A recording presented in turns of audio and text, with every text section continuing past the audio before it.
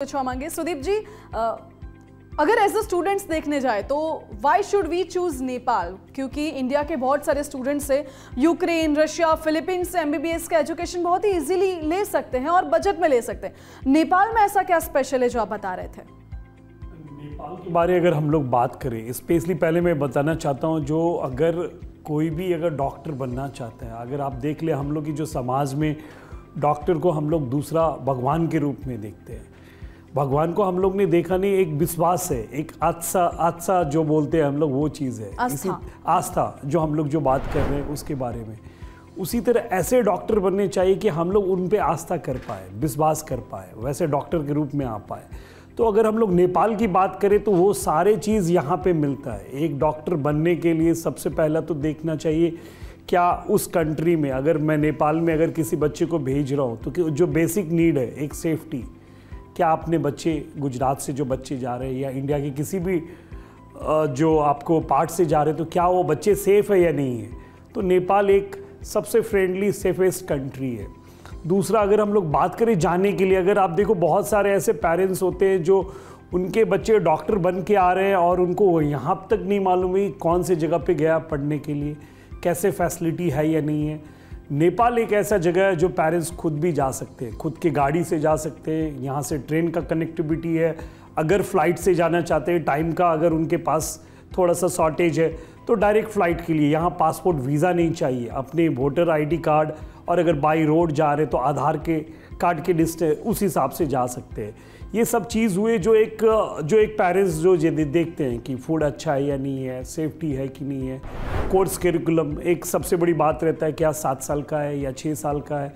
नेपाल और इंडिया में एक भिन्नता क्या है, सब कुछ जो सेम हम लोग जो बात करें, 4.5 साल का थ्योरी और 1 साल का इंटर्नशिप इंडिया में भी होता है और वही नेपाल में हो रहा है। तो ये भी एक प्लस पॉइंट है। और सबसे बड़ी बात जो गाइडलाइंस, नेशनल मेडिकल गाइडलाइंस, जो एक इंडियन गवर्नमेंट ने एक गाइडलाइंस बना के रखा है कि अगर कोई भी स्टूडेंट इंडिया से बाहर एमबीबीएस डॉक्टर बनना चाहता है तो उसको मैं इंडिया में वापस आने के बाद उन्हीं लोगों को लाइसेंस दूंगा जो वो फुलफ़िल करते हैं। तो ये भी नेपाल फुलफ़िल कर रहा है। नेशनल मेडिकल कमीशन FMGL 18 नवंबर 2021 का जो गाइडलाइंस है, ये नेपाल ने बहुत ही अच्छे से अपने ट्रस्ट अपने वेबसाइट पे भी डाल दिया, नेपाल मेडिकल काउंसिल के गाइडलाइंस में। तो ये सारे चीज़, तमाम चीज़ अगर हम लोग देखें तो नेपाल एक अच्छा डेस्टिनेशन है। साथ साथ ही हम लोग के सिमिलर कल्चर होने के वजह से, सिमिलर फूड हैबिट्स होने के वजह से, वेदर सिमिलर होने के वजह से डिजीज़ भी कॉमन है।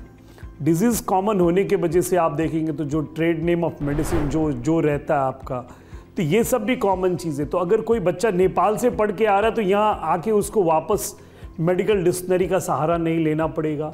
दूसरा, उसका प्रैक्टिकल ओरिएंटेड कोर्स है ये, तो हर लोग नेपाल में हिंदी समझते हैं और बात करते हैं, इसीलिए वो जब इंटर्नशिप, जब वो प्रैक्टिकल के टाइम में रहेगा, वो डायरेक्ट बात कर पाएगा किसी भी पेशेंट से, जिसके वजह से उसके पास नॉलेज के साथ साथ प्रैक्टिकल एक्सपोजर भी रहेगा।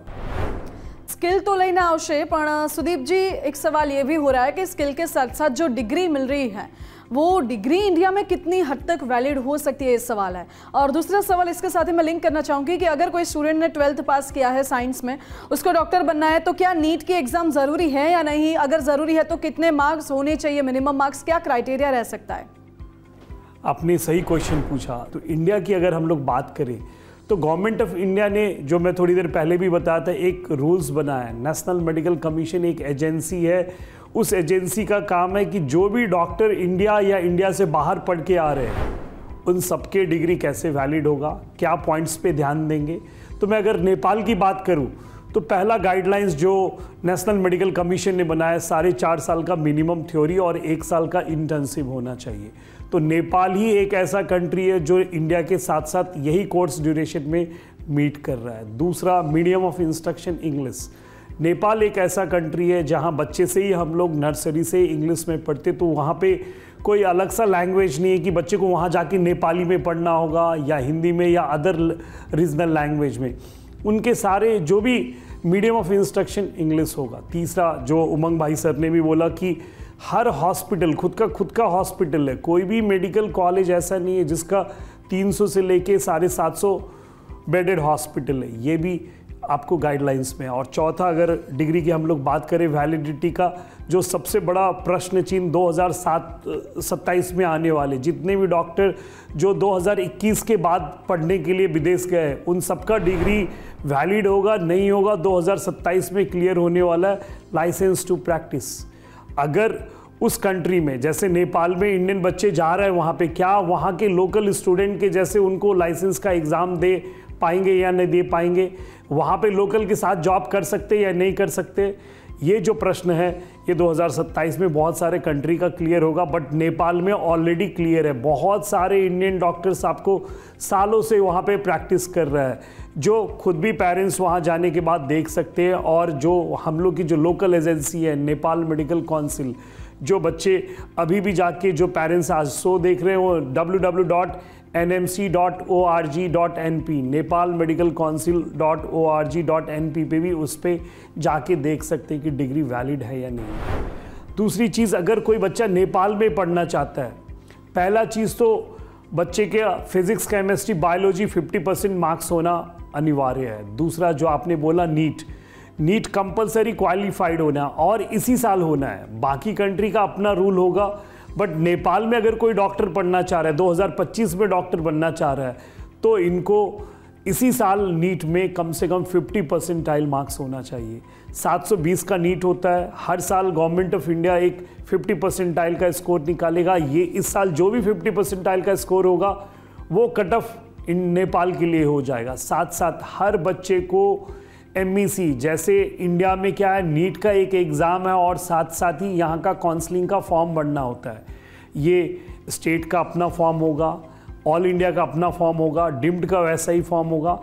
उसी तरह नेपाल में किसी भी medical college, Manipal college of medical science या किस्ट मेडिकल, चितवन, देवदहा, लुम्बिनी, किसी भी मेडिकल कॉलेज में अगर गुजरात से बच्चा एडमिशन लेना चाहते हैं तो उनको अगस्त 30 से पहले एक टेंटेटिव डेट रहता है, उसमें काउंसलिंग फॉर्म भरना होगा। जो मेकिंग डॉक्टर के पास आके, ये ऑथराइज एजेंसी है MBBS नेपाल, इन सब कॉलेजेस के यहाँ पे आके उनको फॉर्म भरना है, तभी जाके वो आगे का स्टेप कर पाएंगे। सुदीप जी, मेरे को एक पॉइंट है, अगर जैसे कि इंडिया में ऐसा है कि नीट की एग्जाम देते हैं 720 मार्क्स में से अगर 650 के अबव मार्क्स आते हैं तो ही स्टूडेंट MBBS के लिए एलिजिबल है।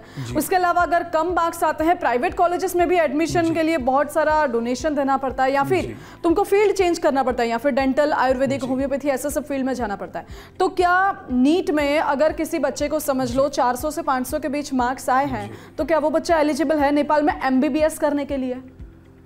400 वाले तो ये सब सारे क्वालिटी बच्चे होंगे, हाईली क्वालिफाइड जो बोलते हैं। मिनिमम, अगर हम लोग मिनिमम मार्क्स की बात करें, जो पिछले साल 720 में 162 मार्क्स था, इस साल भी अगर हम लोग एज्यूम करें तो 165 या 170 मिनिमम मार्क्स होगा, जो 50%।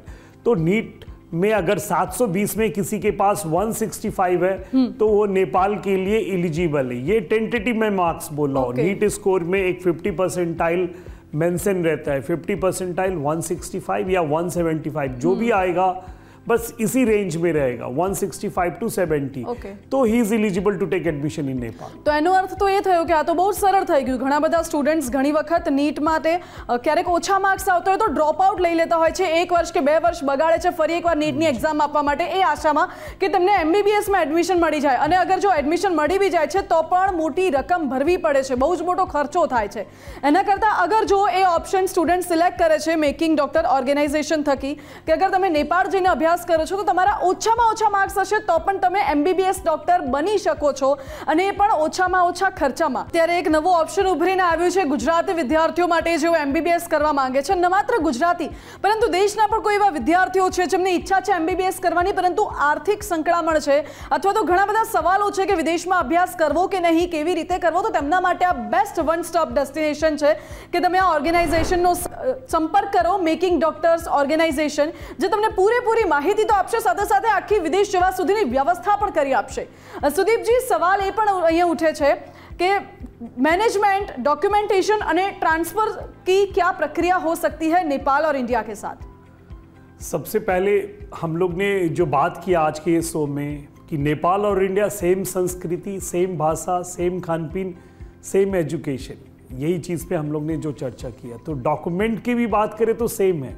अगर कोई बच्चा वहाँ पे कोई स्टूडेंट अगर एडमिशन लेना चाहता है, जैसे अगर इंडिया में अगर उसको एडमिशन्स के लिए 10th का मार्क्स कार्ड होना चाहिए, 12th का मार्क्स कार्ड होना चाहिए, आधार कार्ड होना चाहिए, नीट स्कोर कार्ड होना चाहिए, यही 4 डॉक्यूमेंट्स चाहिए। उसको अलग से पासपोर्ट नहीं चाहिए, अलग से माइग्रेशन नहीं चाहिए, इनविटेशन कार्ड ये सब नहीं चाहिए। 4 जो डॉक्यूमेंट्स जो इंडिया में एडमिशन के लिए कोई भी कोर्स के लिए, एक सामान्य कोर्स का आप ले लो, 10th का, 12th का, उसका नीट स्कोर कार्ड और आधार कार्ड, ये 4 डॉक्यूमेंट्स होने से वो नेपाल के लिए एलिजिबल है एडमिशन लेने के लिए। हाँ, बट सारे बच्चे को ये ध्यान देना है कि काउंसलिंग का फॉर्म भरना है। जो मेकिंग डॉक्टर के पास जो ऑर्गेनाइजेशन अभी हम लोग ने यहाँ पे इस्टेब्लिश किया है, जो MBBS नेपाल का जहाँ पे ये ऑथराइज सेंटर है, 30 अगस्त 2025 से पहले उनको फॉर्म अनिवार्य रूप से भरना है। और जो उमंग भाई ने जो बहुत अच्छा शुरुआत किया है, जो free trip seeing and believing जो बोला, क्योंकि देखिए कोई भी चीज़ देखने से समझ आता है। डेफिनेटली अगर वो पेरेंट्स जाएंगे वहाँ पे, जैसे हम लोग ने बात किया, क्लिनिकल एक्सपोजर बहुत ही अच्छा है, खास करके बहुत सारे प्राइवेट इंस्टीट्यूशन से भी बच्चा आपको क्लिनिकल एक्सपोजर वहाँ मिलेगा। એટલે કોઈ પણ પેરેન્ટ્સને અથવા બાળકને મનમાં જરાક પણ અસમંજસ હોય કે મેડિકલનું એજ્યુકેશન કરાવવું કે કેમ, કેટલો ખર્ચો થશે, વિદેશમાં જવાની શું પ્રક્રિયા હશે, વિદેશમાં મોંઘું તો નહીં પડે, બાળકોના સંસ્કાર જતા તો નહીં રહે, જો તમને આવા કોઈ પણ સવાલ હોય તો આ સવાલનો જવાબ આ એપિસોડ થકી તો આપણે મેળવવાનો પ્રયાસ કર્યો છે। છતાં પણ વધુ વિગતો જોઈતી હોય તો તમે ડાયરેક્ટ મેકિંગ ડોક્ટર્સ ઓર્ગેનાઇઝેશનનો સંપર્ક કરી શકો છો। તેમની અમદાવાદમાં ઓફિસ પણ છે। આ સિવાય નંબર પણ અમે સ્ક્રીન પર ફ્લેશ કરીશું, તો નંબર પણ આપ જોઈ શકો છો। આપ સૌનો ખૂબ ખૂબ આભાર અમારી સાથે જોડાવા માટે અને આટલી ઇમ્પોર્ટન્ટ ઇન્ફોર્મેશન શેર કરવા માટે। તો હવે સ્વપ્ન વિનાની રાત નહીં રહે, કારણ કે હવે તમારા બધા જ સપના પૂરા થવા જઈ રહ્યા છે। ચાહે એ માતા પિતાના સપના હોય કે ચાહે એ બાળકોના સપના હોય, તમે તમારા બજેટમાં તમારી અનુકૂળતા પ્રમાણે અને તમને મન ફાવે એ રીતે તમે તમારા બાળકને MBBS નો અભ્યાસ વિદેશમાં કરાવી શકો છો। કેવી રીતે એ પૂરી વિગતો તો આપણે આ એપિસોડમાં જાણી છે, પરંતુ જો તમને હજુ પણ વધુ વિગતો જોઈએ છે, તમારે વધુ માહિતી જોઈએ છે, તો તમે મેકિંગ ડોક્ટર્સ ઓર્ગેનાઇઝેશનની જે ઓફિસ છે અમદાવાદમાં, ત્યાં તમે ઓફિસની મુલાકાત લઈ શકો છો। સ્ક્રીન પર તમે ઓફિસનો એડ્રેસ પણ જોઈ રહ્યા છો। આ સાથે સ્ક્રીન पर एक मोबाइल नंबर पर फ्लैश થઈ રહ્યો છે। એ મોબાઈલ પર તમે ડાયરેક્ટ કોન્ટેક્ટ કરીને આ તમામ ડોક્ટર્સનો સંપર્ક કરી શકો છો, આખી ટીમનો સંપર્ક કરી શકો છો, અને શું હશે આખી પ્રોસિજર, કેવી રીતે તમે નેપાળમાં એજ્યુકેશન મેળવી શકો છો, તેના વિશે પૂરી વિગત તમે તેમની પાસેથી મેળવી શકો છો। આ સાથે જ આજની વિશેષ રજૂઆતમાં હાલ બસ આટલું જ। આવા જ વધુ મુદ્દાઓ સાથે ફરી મળીશું। મને રજા આપશો। નમસ્કાર।